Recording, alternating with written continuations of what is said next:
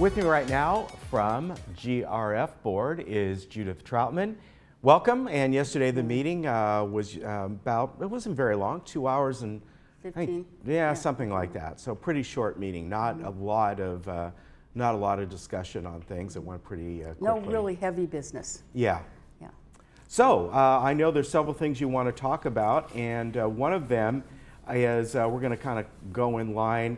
And really some of the unfinished business that you went through yesterday. And again, that went through very quickly because a couple of them were talking about charters, and you kind of waived the reading of the charters and just kind of approved things. Mm-hmm. Being that these were unfinished business, that was talked about once before.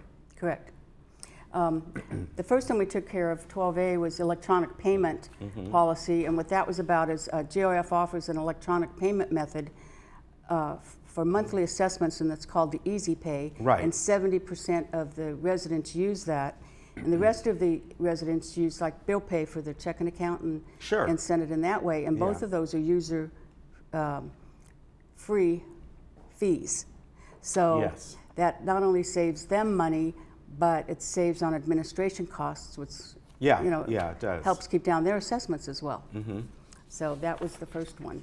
And then the second resolution we talked about non-return fee of identification cards. So the board of directors established a fee for non-return of ID cards. That's the little blue membership cards of $125, because we have people that move out of the village and they forget to return their ID cards.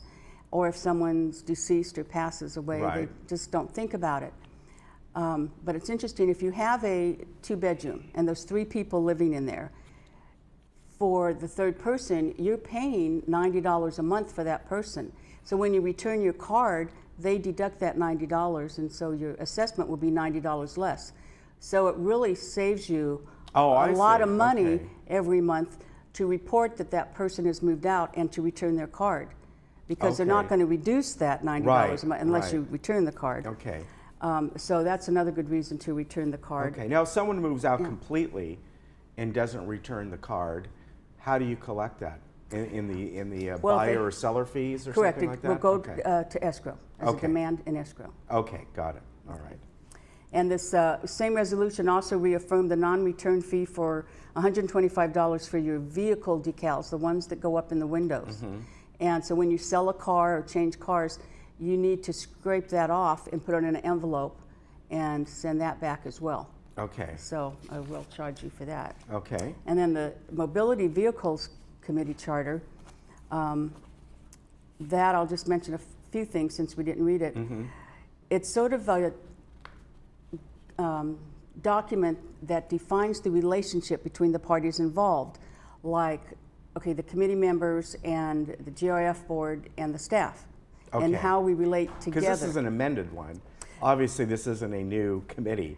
So, no, this is amended. They've had these for years, and every January it's customary to review your charter. Okay. And the reason we do that, not so we can change them, but so we have new committee members coming on and off, and new staff coming on and off, and so that everybody's on board of what their duties are to each other.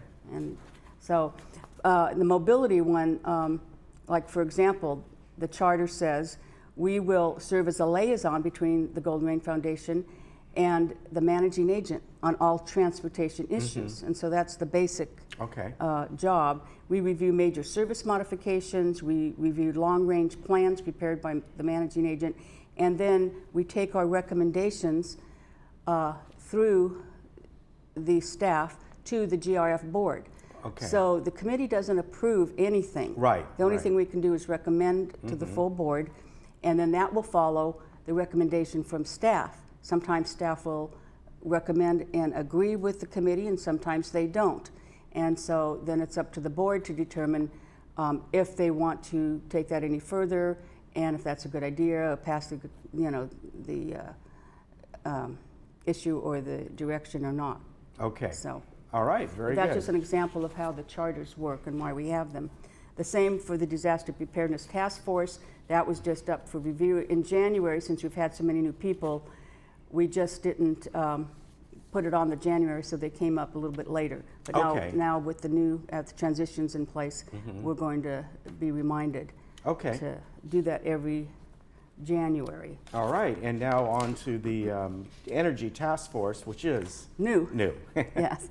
So same thing. So this is the first time we saw their charter, and so we reviewed that and passed that. And what it is we wanted to have more of a community-wide energy team, and so we had to call it a task force.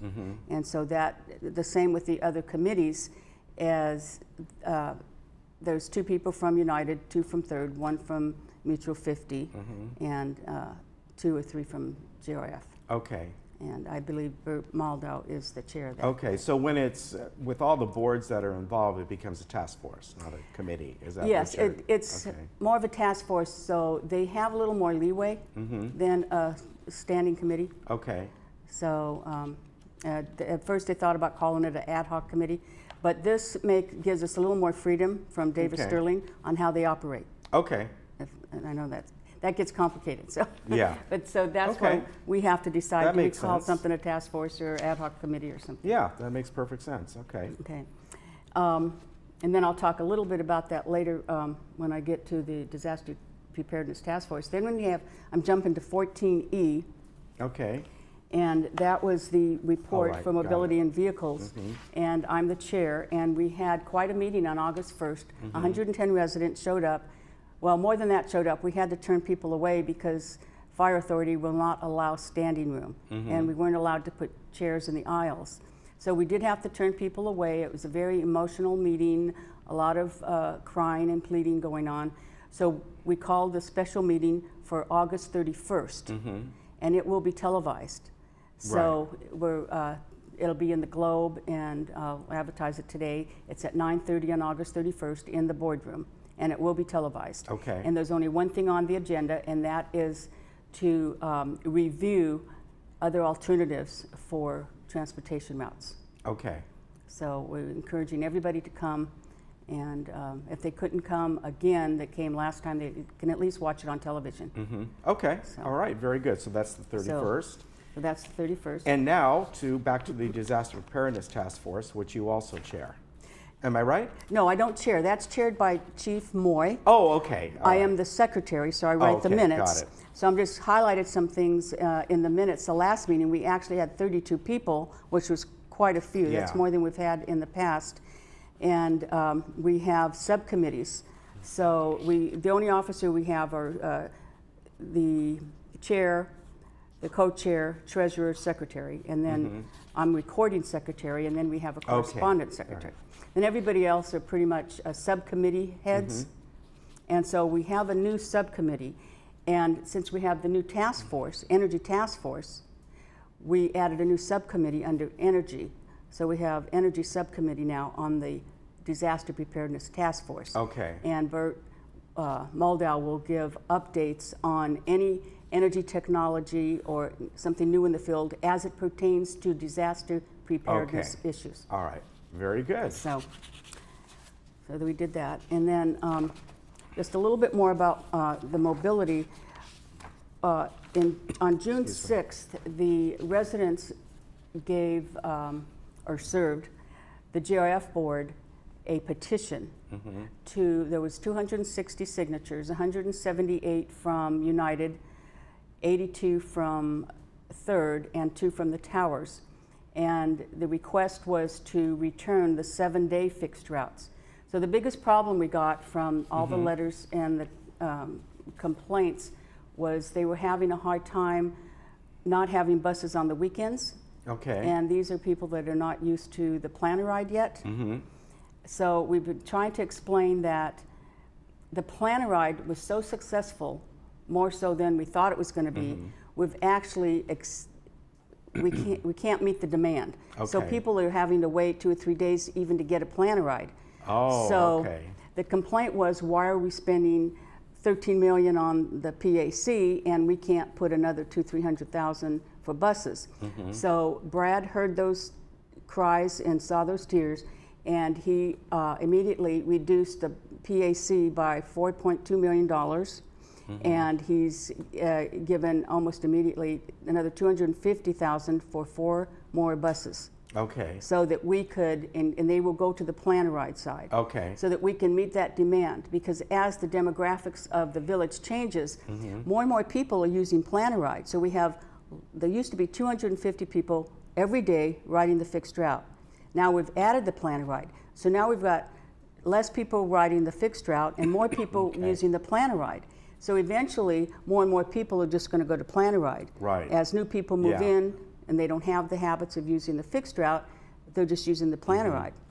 So we have over 400 people a day using this bus system, combination of plan-a-ride and fixed routes.